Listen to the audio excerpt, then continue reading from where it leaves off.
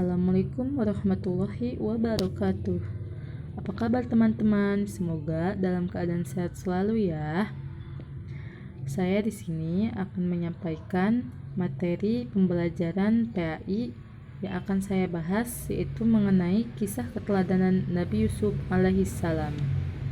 Baik, sebelum kita bahas materi kisah keteladanan Nabi Yusuf alaihissalam ini, perlu kita ketahui pentingnya tujuan pembelajaran ini, yaitu yang pertama, siswa dapat meyakini kebenaran kisah Nabi Yusuf alaihissalam, dan yang kedua, siswa dapat menyebutkan keteladanan dari kisah singkat Nabi Yusuf alaihissalam, dan yang ketiga, siswa dapat menceritakan keteladanan dari kisah singkat Nabi Yusuf alaihissalam, dan yang terakhir, yang keempat, siswa dapat menunjukkan sikap pemaaf.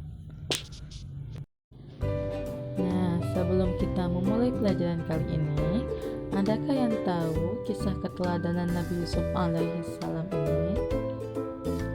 Jika tidak ada yang tahu, mari kita sama-sama membahas materi kali ini. Dengarkan dan pahami secara baik-baik ya. Kisah keteladanan Nabi Yusuf alaihissalam. Allah Subhanahu wa Ta'ala memberikan kedudukan yang mulia kepada Nabi Yusuf alaihissalam. Nabi Yusuf juga diberi ilmu berupa tafsir mimpi. Nabi Yusuf adalah putra Nabi Yakub alaihissalam. Nabi Yusuf mempunyai adik kandung bernama Bunyaman dan 10 saudara yang berbeda-beda ibu. Ayah Nabi Yusuf sangat dekat dengan Nabi Yusuf alaihissalam setelah ibu kandungnya bernama Rahel meninggal dunia. Saat ibunya meninggal dunia, Nabi Yusuf berusia 2 tahun. Suatu hari, Nabi Yusuf bermimpi melihat 11 bintang, matahari, dan bulan. Semuanya bersujud kepadanya. Nabi Yusuf kemudian menceritakan mimpi itu kepada ayahnya, Nabi Yakub.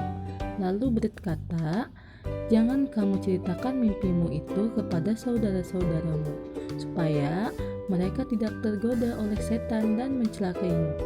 Dengan mimpi itu, ayah Nabi Yusuf alaihissalam mempunyai firasat bahwa Nabi Yusuf kelak akan mendapat kedudukan yang tinggi di dunia dan di akhirat.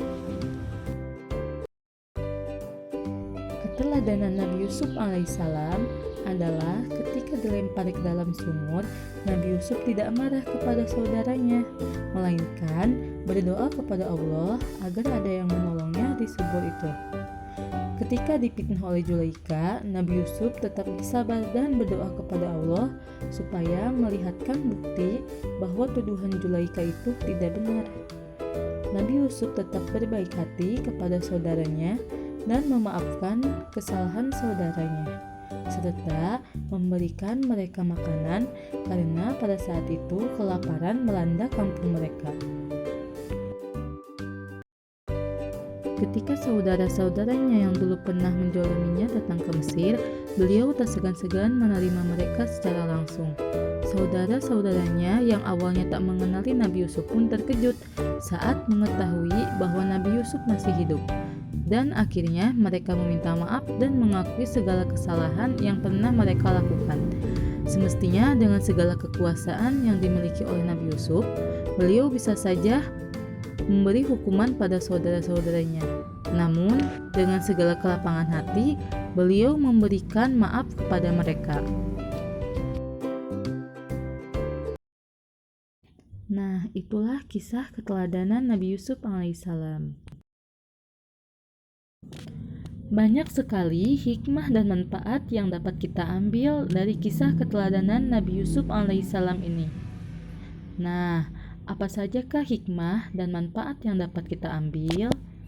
Mari kita bahas selanjutnya.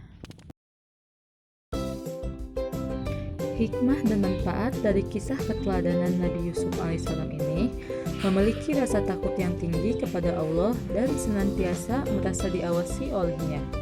Meskipun Nabi Yusuf alaihissalam berkedudukan yang tinggi, tetapi tetap baik hati dan tidak sombong. Dan kita sebagai manusia harus tetap berbuat baik kepada siapapun dan belajar memaafkan kesalahan orang lain.